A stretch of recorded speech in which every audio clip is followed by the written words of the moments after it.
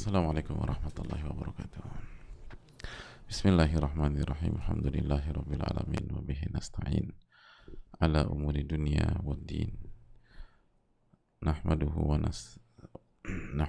nasta'inuhu wa nastaghfiruh. Wa na'udzu billahi min syururi anfusina wa min sayyiati a'malina. Man yahdihillahu fala mudilla lahu wa man yudlil fala hadiyalah. Nashhadu an la ilaha illallah wahdahu la syarika lahu wa anna Muhammadan abduhu wa rasuluhu la nabiyya ba'da. Allahumma salli wa sallim wa barik wa an'im ala nabiyyina wa rasulina Muhammadin wa ala alihi wa sahbihi wa man sara ala nahjihi bi ihsanin ila yaumidin wa ba'd. Hadirin Allah muliakan, alhamdulillah alladzi bi ni'mati tatimmu shalihat. Kita kembali bersua dengan Riyadhus Shalihin di bulan yang penuh berkah ini. Semoga Allah mudahkan kita untuk beramal soleh, dan semoga Allah terima amal ibadah kita, dan semoga Allah Subhanahu wa taala menjadikan kita hamba-hambanya yang bersyukur. Allahumma amin.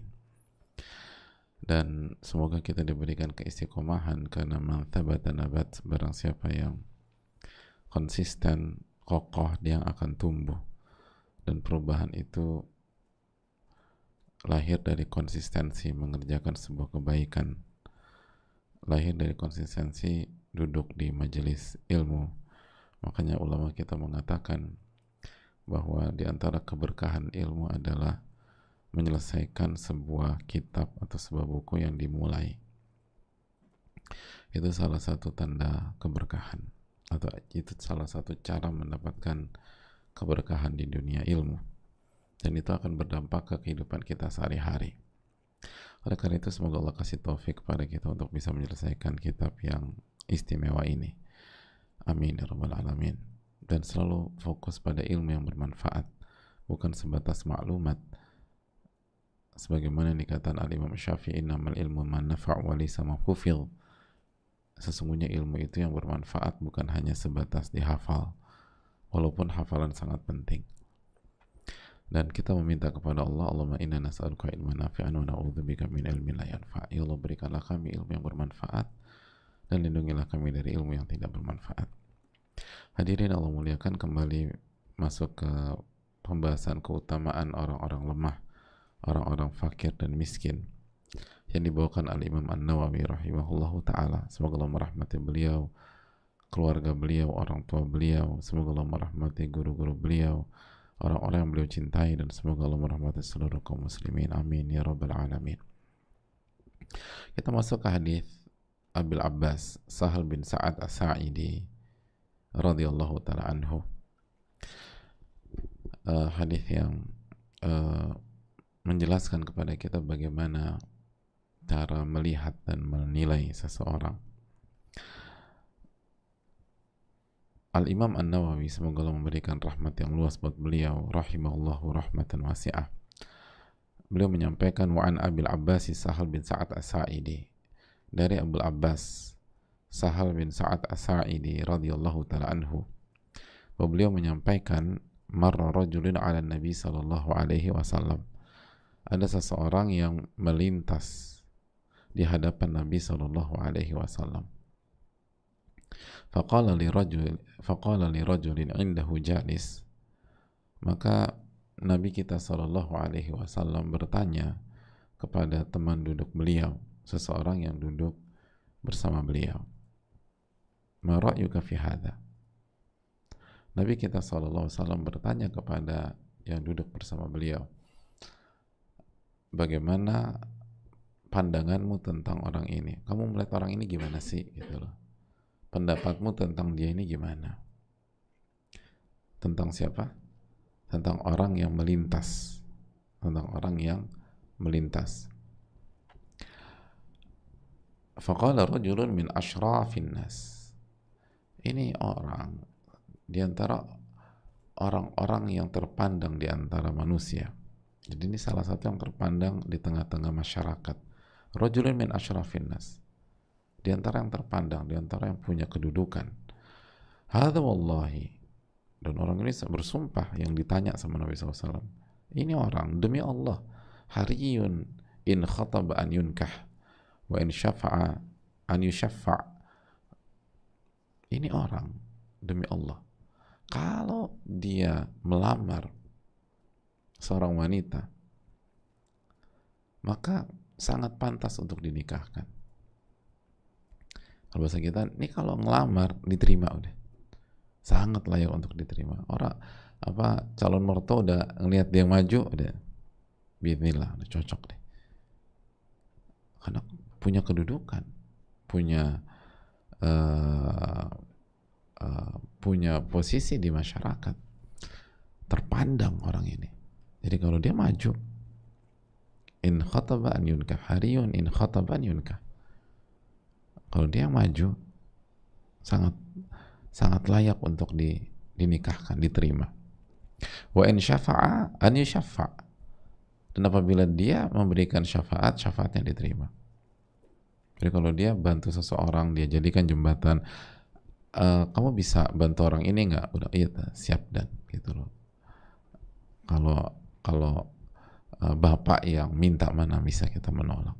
Yang mana pak? Yang bisa saya bantu? Ini tolong ini. Gitu loh. Ini anak teman saya, tolong dibantu. Tapi prosedur yang baik aja, yang halal. Kita nggak main belakang, tapi tolong diberikan yang terbaik. Oh siapa? Gitu. Nah, ini keponakan saya lagi skripsi atau lagi buat tesis, dia ingin tahu beberapa data di perusahaan kita, bisa kamu buka apa yang dia inginkan? Oh siapa? Gitu. Kita bukain aja semua. Jadi pokoknya kalau dia seorang ini yang kasih syafaat, diterima udah, nggak ada yang nolak. Oh tapi nggak bisa, oh nggak ada. Dan mungkin kalau maju sendiri ditolak, tiba-tiba om tolongin aku dong, om aku nggak tembus nih, cuman mau minta data aja kok buat disertasiku. Oke, nanti om telepon ya, gitu loh. Atau om nggak punya waktu, om kasih memo aja ya, tolong diperhatikan. Nah, kasih ke Pak Fulan. Begitu ngelihat itu langsung keringet dingin, oh bener-bener, tolong diperhatikan. Diperhatikan sampai udah makan atau belum dek, mau minum kopi apa enggak, emak di rumah baik, ini ada bekal buat emak ya, pokoknya semua diperhatikan. Karena yang minta ini orang terpandang. Wallahi demi Allah, hariyun in khataba an yunkah wa in syafa'a an yushaffa. Ini orang layak kalau udah melamar diterima dan dinikahkan, dan kalau kasih syafaat diterima. Fasakata Rasulullah SAW, maka Rasulullah SAW terdiam mendengar pandangan dari orang tersebut, bagaimana cara orang ini melihat. Thumma marra rajulun akhar, lalu selang berapa waktu, thumma ada jeda, thumma marra rajulun akhar, setelah berapa waktu ada seseorang yang melintas di hadapan Nabi Shallallahu Alaihi Wasallam. Dan orang ini orang berbeda, orang yang berbeda, bukan orang yang pertama. Dan kontras, mari kita simak pandangan seseorang pada yang Nabi tanya, atau yang menjadi pihak yang ditanya Nabi SAW. Faqala lahu Rasulullah SAW, maka ketika orang kedua ini melintas lewat, Rasulullah bertanya, ma ra'yuka fi hadha, bagaimana pandanganmu tentang orang ini? Faqala ya Rasulullah, wahai Rasulullah, hadha rajulun min fuqara'il muslimin, ini orang di antara orang-orang fakir, orang-orang miskinnya, orang-orang miskin yang hidup di tengah-tengah umat Islam, orang miskin, orang fakir. Hadha hariyun in khataba alla yunkah, ini orang pantas kalau dia maju untuk melamar seseorang wanita, ditolak lamaran.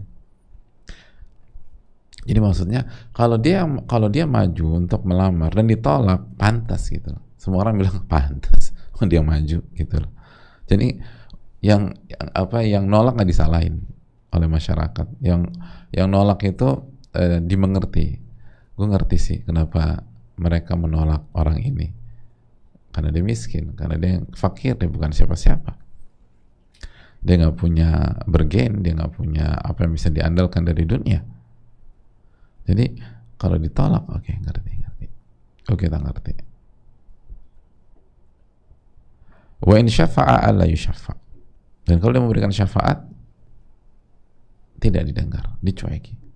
Dan itu bisa dimengerti oleh masyarakat. Wajar, dia bukan siapa-siapa. Kalau sebelumnya ditolak Ki, nggak habis pikir, ini orang cari mati atau ini tamat riwayatnya di perusahaan itu, dia nolak si fulan itu, selesai udah. Gitu lah.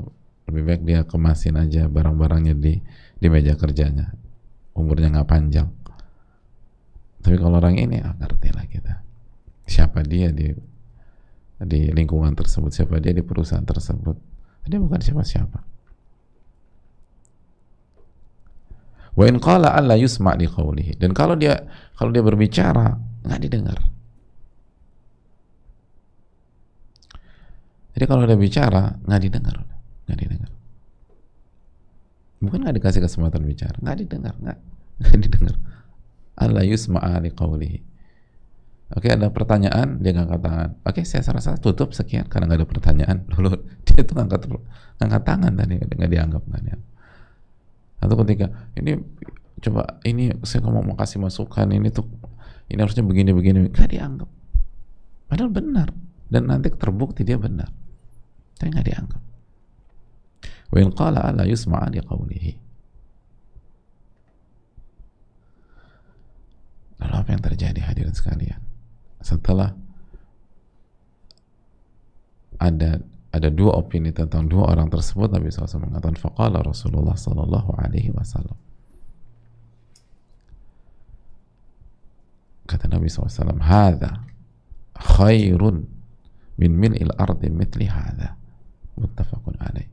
Ini orang yang kedua, dia lebih baik dibanding orang yang pertama, walaupun jumlah atau stok orang yang pertama itu memenuhi seluruh permukaan bumi,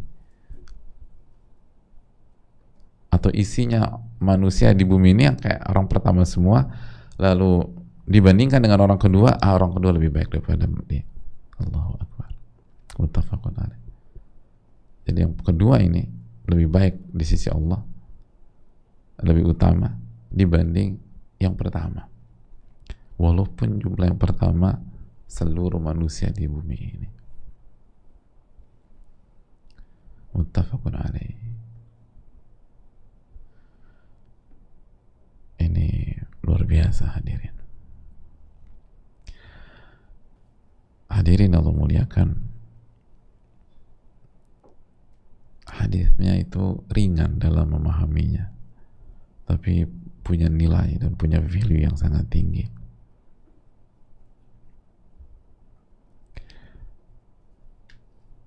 Hadirin yang semoga Allah muliakan, pelajaran yang bisa kita petik dari hadis ini adalah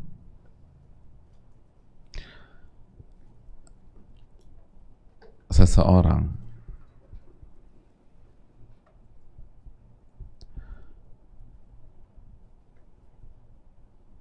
hendaknya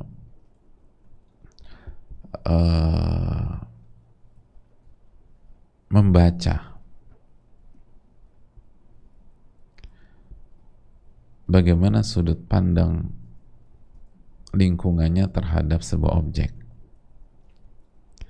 bagaimana pandangan lingkungannya terhadap sebuah kejadian, mempelajari dan membaca bagaimana cara melihat lingkungannya terhadap sebuah hal.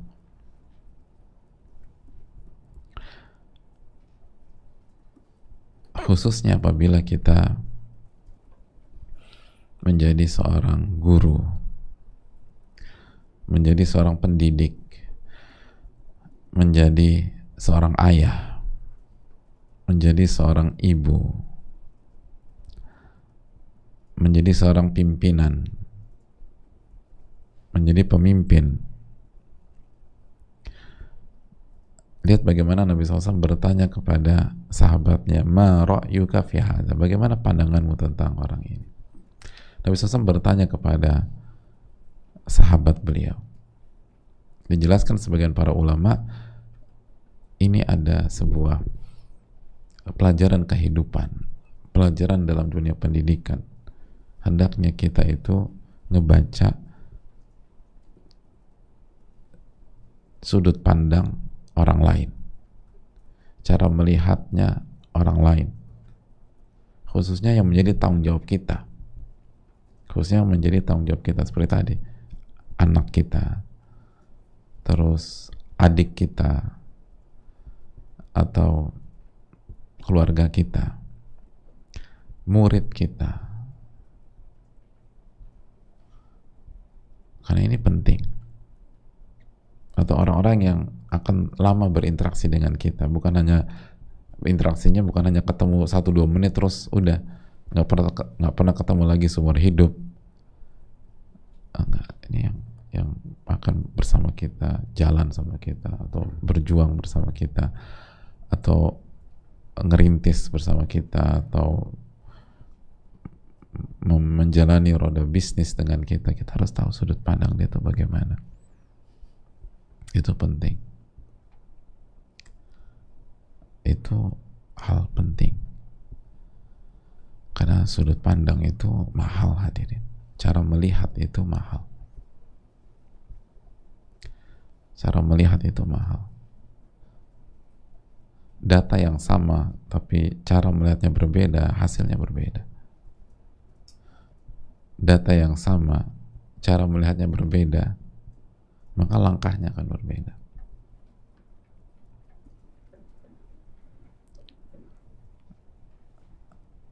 Kenapa ada banyak misalnya kelompok-kelompok yang menyimpang dalam Islam? Bukankah Al-Qur'annya satu? Itu kan dialog antara Umar dan Ibnu Abbas radhiyallahu ta'ala anhuma. Umar pernah bertanya kepada Ibnu Abbas, wa kitabuhu wahid, atau wa kitabuha wahid. Kenapa ya kok ada banyak perbedaan? Sedangkan kitab suci umat ini itu satu. Wa nabiyuha wahid. Dan nabinya satu.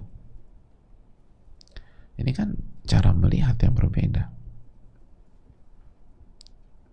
Itu pertanyaan yang dilemparkan Umar bin Khattab radhiyallahu kepada Abdullah bin Abbas. Simpel aja lah hadirin. Itu kenapa kita ketika tes darah atau tes lab gitu, hasilnya udah keluar nih, itu kita harus bawa tuh hasil ke dokter. Padahal jelas ini, angkanya udah keluar. Tapi kenapa kita tetap butuh ketemu sama dokter spesialis kita misalnya? Atau setelah kayak ronsen toraks atau paru, udah dapat nih, kenapa kita nggak diskusikan aja di meja makan sambil makan malam sama keluarga dan anak-anak kita? Jadi lihat dong, ini paru-paru papa bagus kan, gitu loh. Kan nggak begitu, kita bawa ke dokter paru. Biar apa? Biar dibacain. Dibaca tuh penting. Kemampuan membaca itu penting. Cara melihat itu tuh penting. Itu menentukan apakah hasil lab dan seterusnya, apakah ini operasi apa enggak, tindakannya seperti apa, obat apa yang diminum, treatmentnya bagaimana. Itu beda, mata tuh beda tindakan, hadirin. Padahal data sama. Makanya data itu penting, tapi bagaimana cara membaca data itu juga sangat penting. Dan bisa jadi sesuatu yang sangat gamblang itu sulit untuk dibaca. Ini buktinya. Ini orang jelas clear gitu.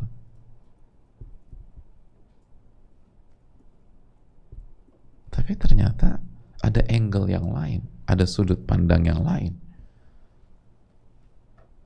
Dan itu sangat mengejutkan, sangat mind blowing kan. Hadza khairun min mil'il ardi mithli hadza. Ini lebih baik skalanya 1 versus penduduk bumi. Berarti kan banyak yang salah dalam melihat. Artinya harusnya kalau yang pertama ketika melamar diterima, harusnya yang kedua lebih diterima lagi. Gitu. Lebih baik skalanya 1 banding seluruh penduduk bumi. Tapi ini nggak diterima.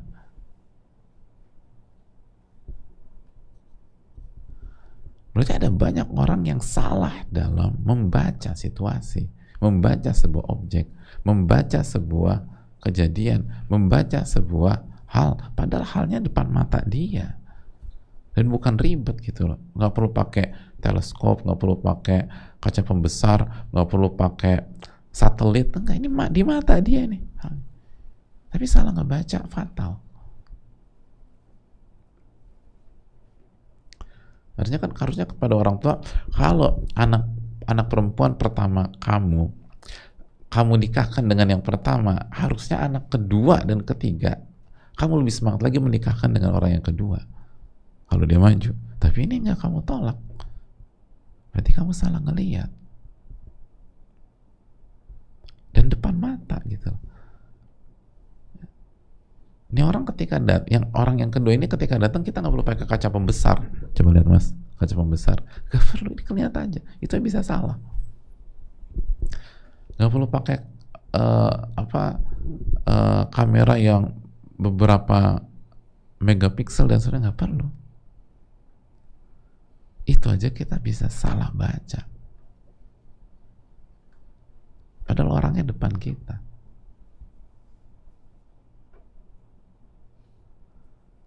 Bagaimana dengan hal yang lebih pelik?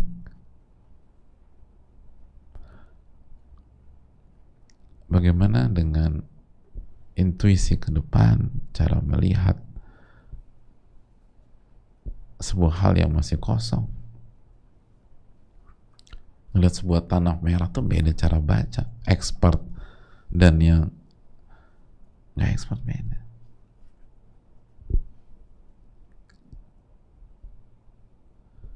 Kita hadirin,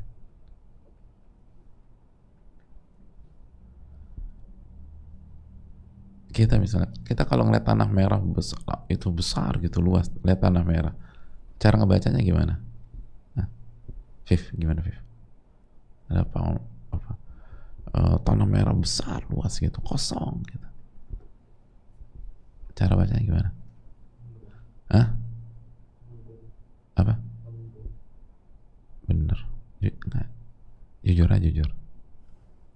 Bangun rumah gitu, tanah merah. Nggak main bola. Mana ada anak pondok mikir bangun rumah? Nggak ada. Itu satu-satunya orang anak pondok yang ngelihat tanah, ngelihat bangun rumah. Pengembang yang ngelihat bangun rumah gitu loh. Abah tuh kalau ngelihat tanah rumah, ini bagus nih. Kalau kalian itu ngelihat tanah merah, bola, gawang, kiper, udah main deh situ. Bener. Ini antum mustafnayat antum ini. Ada anak pondok bilang bangun rumah. Enggak. Ini ada apa? Ini ada tanah merah luas. Main bola udah. Main bola. Benar, sama-sama tanah merah. Satu ngelihat ini bagus nih buat klaster nih. Satu lihat bola udah. Nggak mikir, bahkan nggak setuju. Kita nggak setuju ada klaster di sini. Kenapa? Nggak bisa main lagi. Itu depan mata kita tuh, kita beda cara ngelihat. Maka cara melihat itu penting, dan kita sebagai guru, sebagai suami, sebagai ayah, sebagai kepala keluarga, sebagai kepala rumah tangga, sebagai ibu, sebagai pendidik, itu harus nguasain sudut pandang anggota kita. Ini orang tuh kalau berpikir gimana? Ini orang kalau berpikir gimana? Kita harus baca cara melihat mereka tuh gimana. Suami tuh harus tahu cara melihat istrinya tuh seperti apa. Ayah tuh harus tahu anak-anaknya tuh cara ngelihatnya tuh kayak apa. Begitu salah, berantakan semua nanti.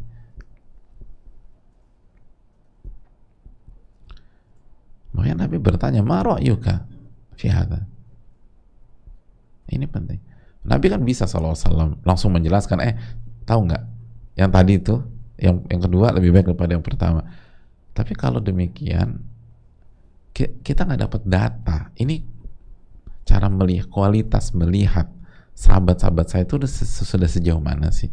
Kita harus tahu menurut Anda gimana, cara melihat kamu gimana, apa pandangan Anda. Nah, pandangan kamu gimana gitu.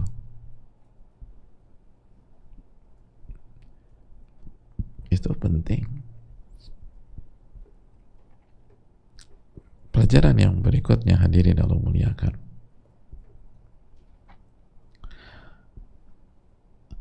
hadits ini memberikan pelajaran jika ada ketidaktepatan dalam cara melihat dan memandang sesuatu, maka kita hendaknya meluruskan cara melihat yang kurang tepat tersebut.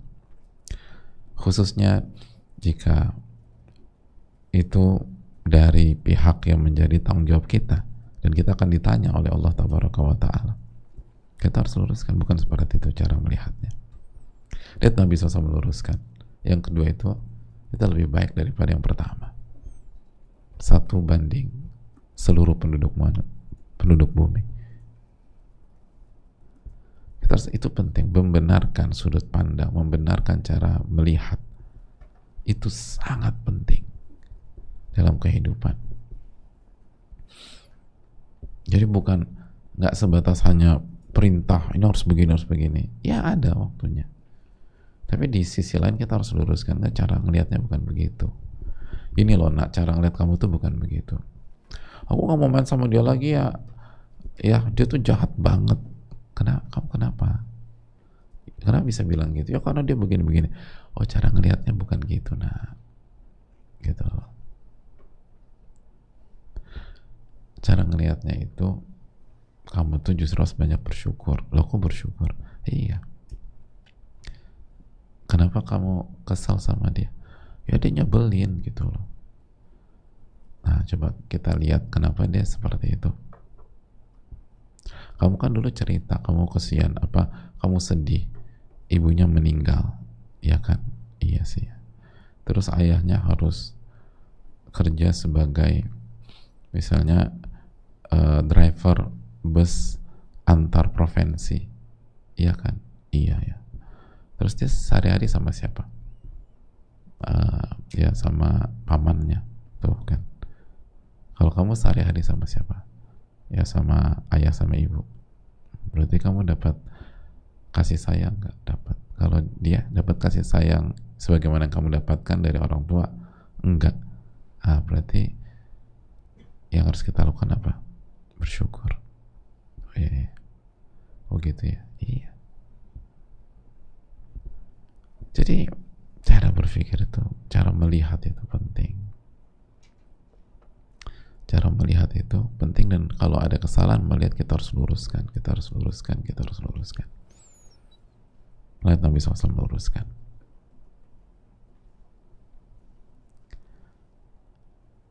Ini hal yang sangat berharga bagi kita. Pelajaran yang berikutnya, hadirin. Hadis ini menunjukkan bahwa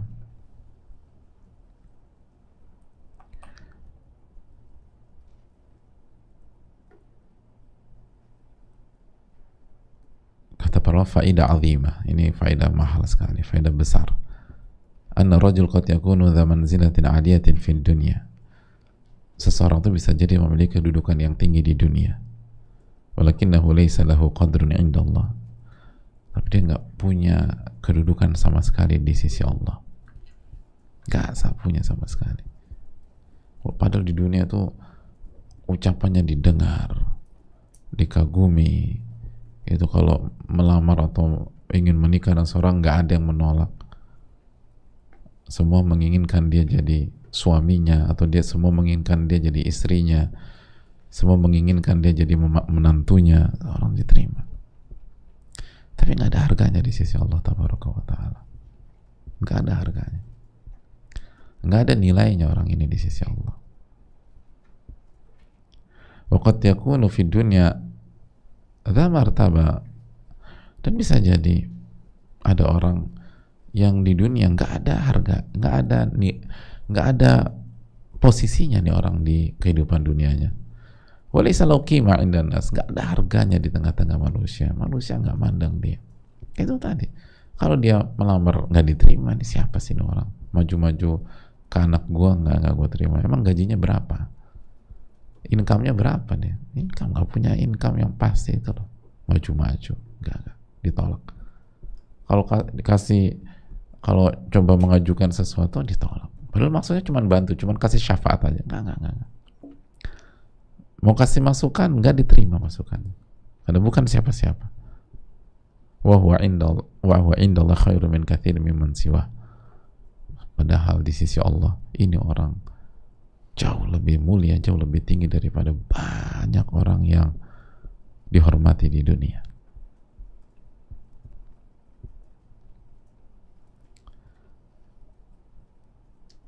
Itu hal yang perlu kita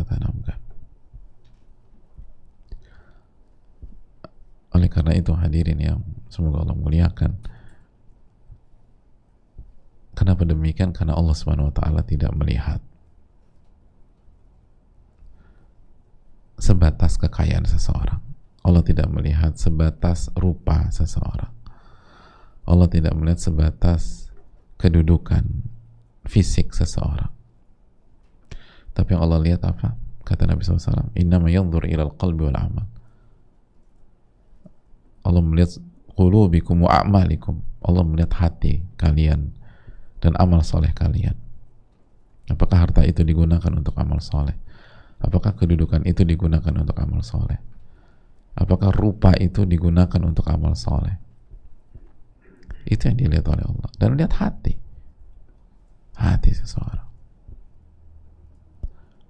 Hati seseorang. Ini pelajaran besar.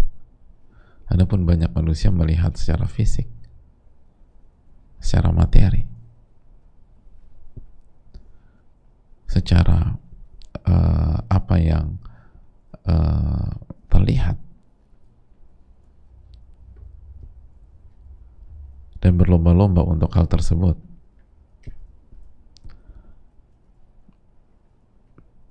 Dan itu yang sudah Allah firmankan dalam surat Al-Hadid ayat 20.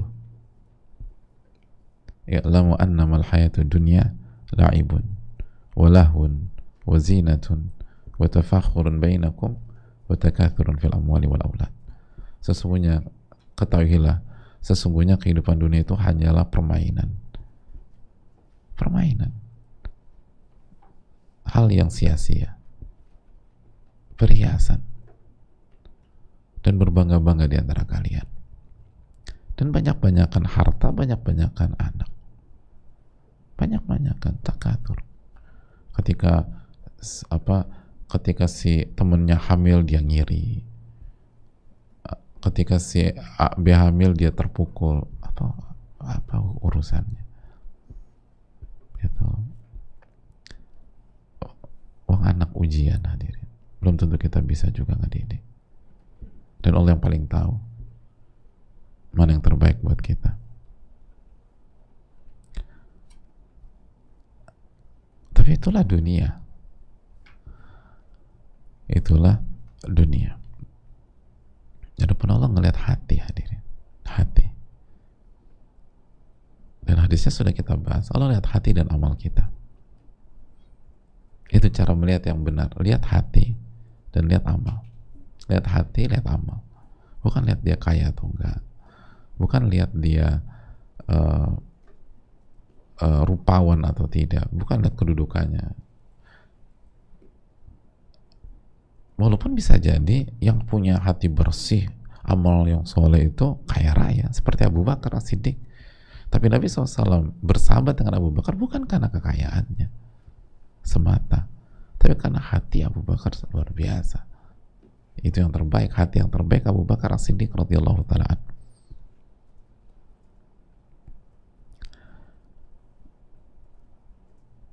Itu yang perlu kita tanamkan bersama-sama.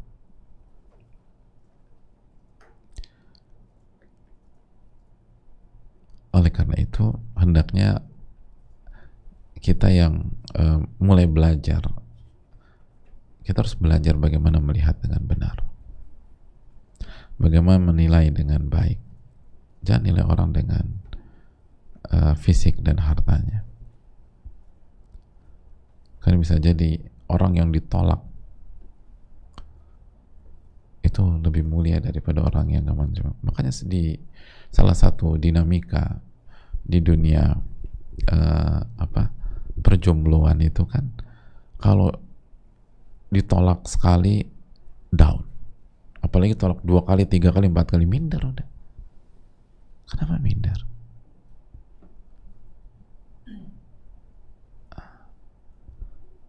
Tapi aku ditolak 4 kali Pak Ustadz. Itu bukan parameter baik atau tidaknya seseorang. Ini hadisnya ini. Kalau dia melamar ditolak,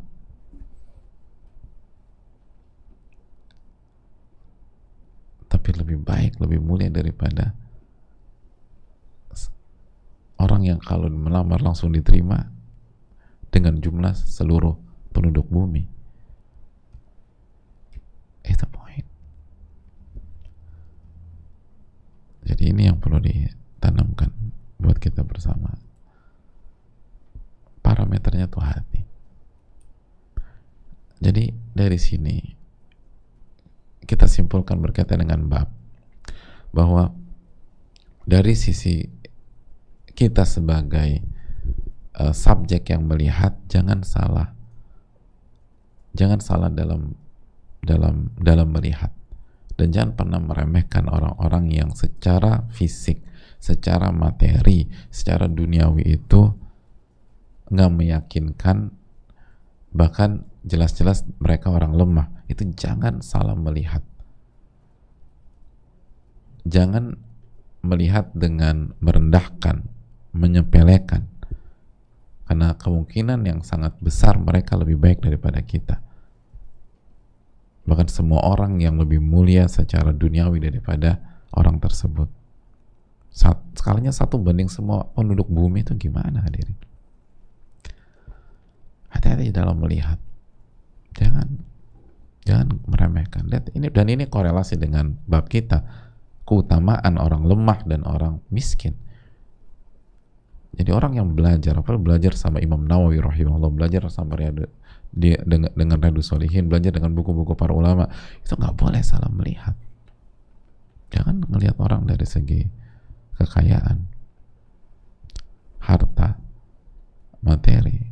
Karena bisa jadi yang nggak dianggap itu justru yang paling mulia di sisi Allah. Makanya kan kita harus hati-hati nih gitu. Ingat hadir ini, bisa jadi dia lebih baik, bisa jadi dia seperti orang-orang yang disabdakan Nabi SAW. Dan hormati, respect sama orang.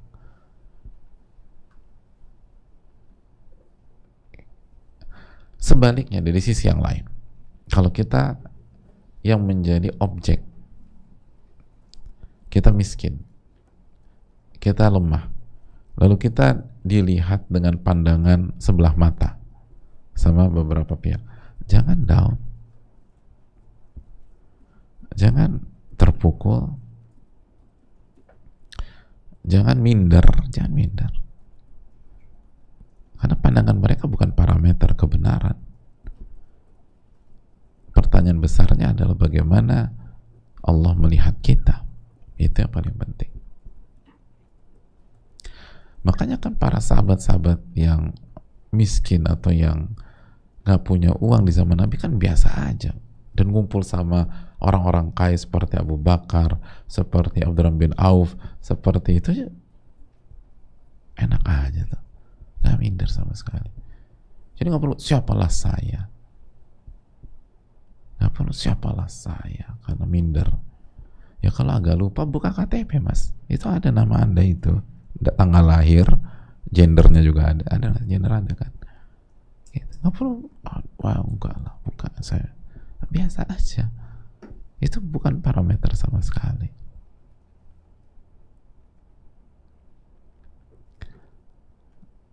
Ini hal yang perlu dicamkan.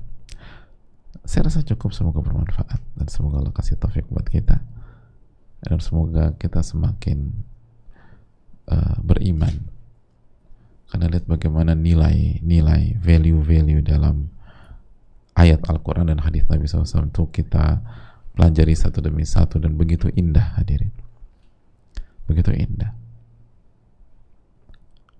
dan sangat sesuai dengan fitrah kita, sangat elegan, sangat berkelas, dan itulah sunnah Rasulullah SAW. Dan semoga kita bisa diberi taufik oleh Allah. Dan ini poin terakhir hadirin, bagaimana memiliki pandangan yang tepat, cara melihat yang benar. Cara pertama itu doa sama Allah, minta pertolongan, minta dikasih ketajaman melihat, minta dikasih ketepatan dalam memandang, doa sama Allah. Para ulama itu sering kali berdoa. Makanya para ulama itu kan kalau kalau punya kendala dalam melihat sebuah masalah, itu kan segera berdoa dan beristighfar kepada Allah Subhanahu wa taala. Sebagaimana yang dilakukan Al-Imam Abu Hanifah rahimahullah, kakek gurunya Imam Syafi'i, dari Muhammad bin Hasan Asy-Syaibani, satu dari 4 imam madhab, dan hampir semua para ulama demikian. Karena taufik itu sangat menentukan, dan itu paling menentukan. Lalu belajar, hadirin, belajar. Itu ilmu itu mengajarkan kita cara melihat yang benar. Ini buktinya. Ketika kita baru saja atau hari ini mempelajari hadits Abul Abbas ini, artinya kan, oh jadi cara melihat tuh begitu ya. Oh iya. Tahu dari mana sekarang? Belajar hadits Nabi SAW. Jadi kita ngerti. Jadi, abis taufik belajar yang benar. Allah Ta'ala mungkin itu. Jazakallahu khairan. Semoga Allah memberikan taufik kepada kita, dan semoga Allah memberikan kemudahan untuk beramal di bulan ini. Semoga Allah terima amal ibadah kita, dan semoga Allah merahmati seluruh kaum muslimin. Subhanakallahumma wa bihamdika, la ilaha illa anta, astaghfiruka wa atubu ilaik. Assalamualaikum warahmatullahi wabarakatuh.